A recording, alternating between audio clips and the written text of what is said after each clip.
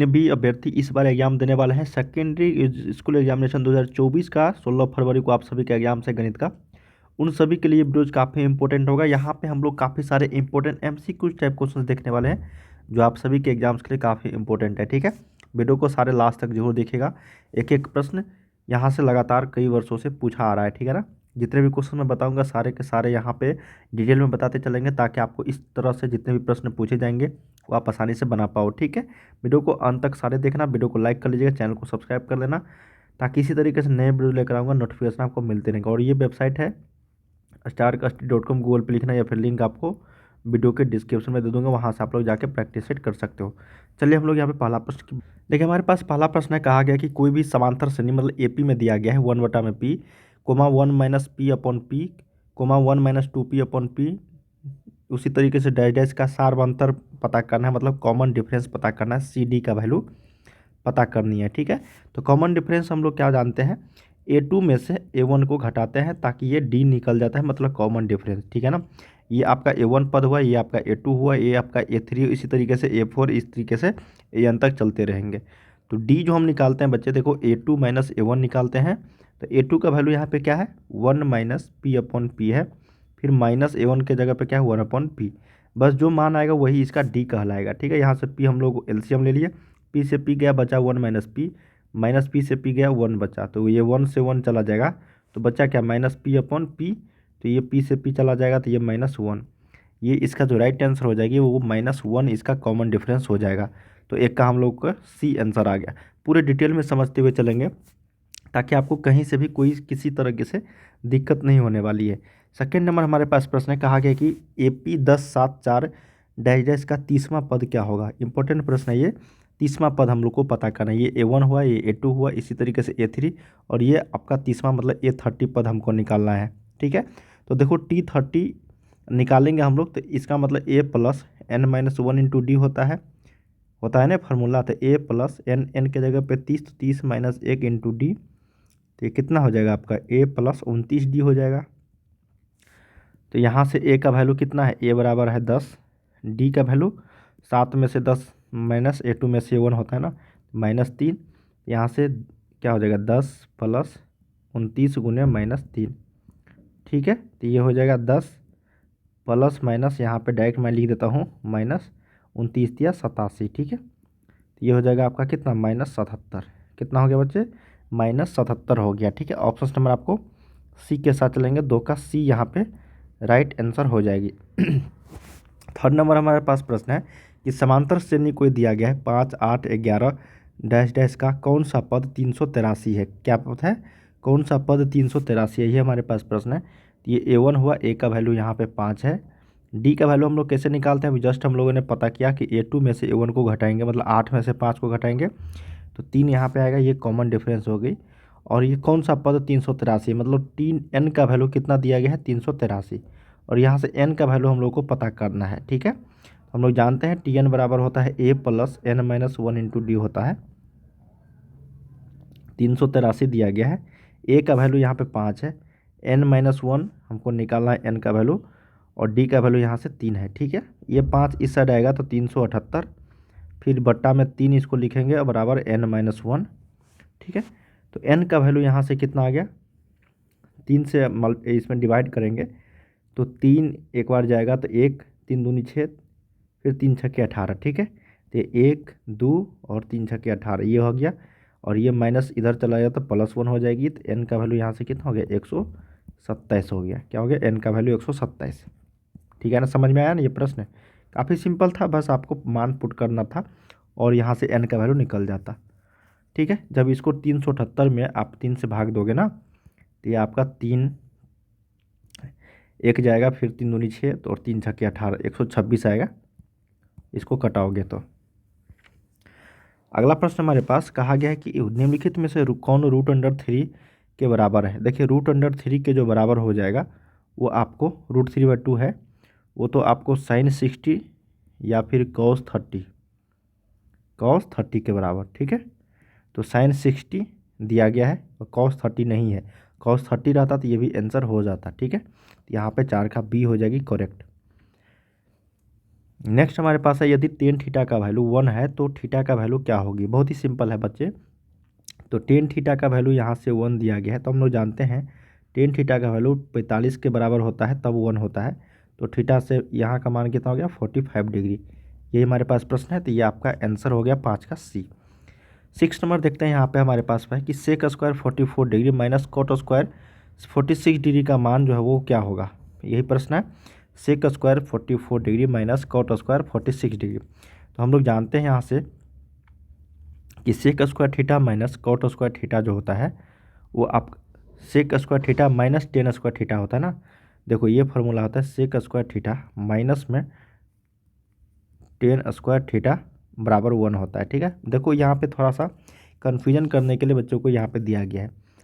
हालांकि इसका आंसर जो है मैं आपको अभी जस्ट बता रहा हूँ क्या होगा। देखो सेक स्क्वायर 44 को रहने देते हैं, माइनस कॉट स्क्वायर को हम लोग कॉट स्क्वायर 90 माइनस क्या घटाएंगे ताकि 46 आ जाए, तो 90 माइनस 44 घटाएंगे तो 46 आ जाएगा। ठीक है, अब देखो सेक स्क्वायर को रहने देते हैं हम लोग 44 डिग्री। अब बताओ cot cot theta cot 90 minus theta क्या होता है।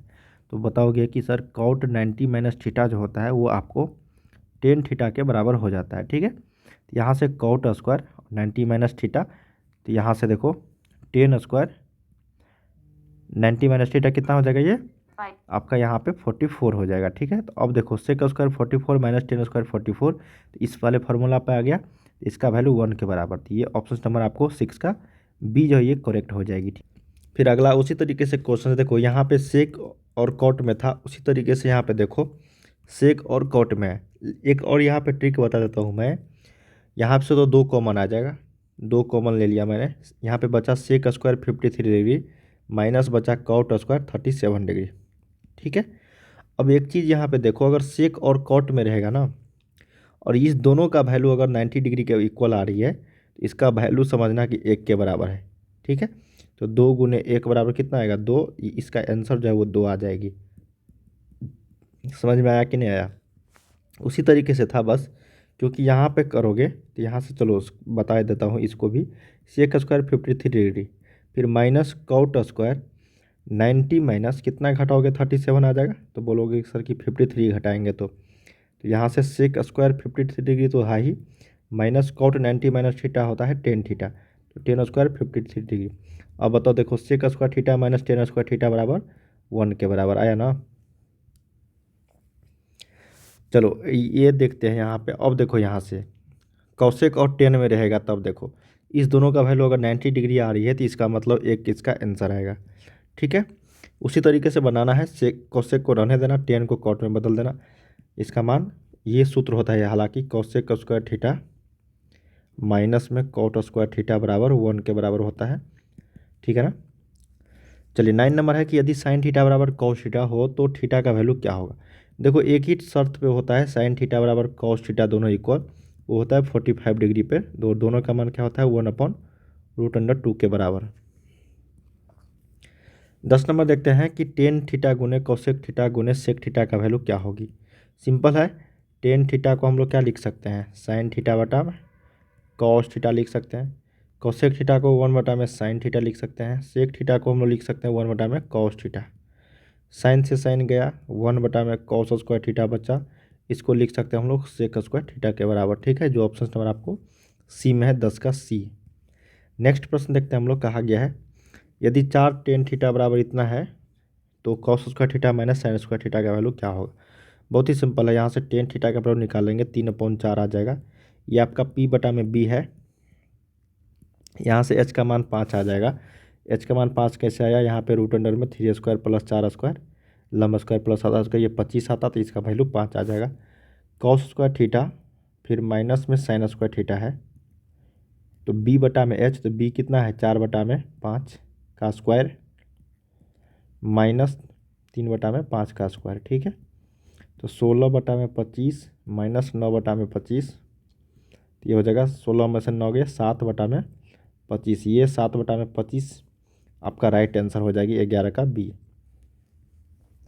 12 देखते हैं, यहाँ पे प्रश्न है कि टेन 23 बटा में कॉट 67 प्लस कॉस 12 बटा में साइन 78 डिग्री का वैल्यू क्या होगा।